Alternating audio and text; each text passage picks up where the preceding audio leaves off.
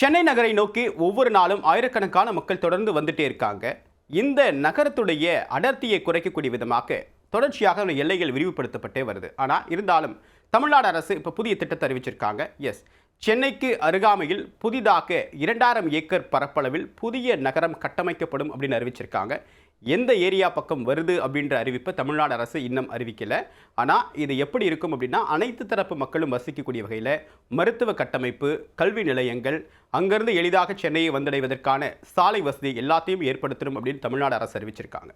இது மட்டும் இல்லாமல் சென்னை திருவான்மியூர் கிழக்கு கடற்கரை சாலை இடையே இருக்கக்கூடிய அந்த உத்தண்டி பகுதியில் அதிக அளவுக்கு போக்குவரத்து நெரிசல் ஏற்படுது. உயர்மட்ட சாலையை அமைக்கணும் அப்படின்னு சொல்லியிருக்காங்க. இன்னொரு பக்கம் சென்னை திருச்சி தேசிய நெடுஞ்சாலையில் கடுமையான போக்குவரத்து நெரிசல் ஏற்படுறதா சொல்லியிருக்காங்க. இதன் காரணமாக கருங்குழியிலிருந்து ஈசிஆர் பக்கம் போகக்கூடிய வகையில் இன்னொரு சாலையை அமைக்கக்கூடிய பணியில் தமிழ்நாடு அரசு ஈடுபடும் அப்படின்றதும் இந்த பட்ஜெட்டில் முக்கியமான அறிவிப்பாக வெளிவந்திருக்கு.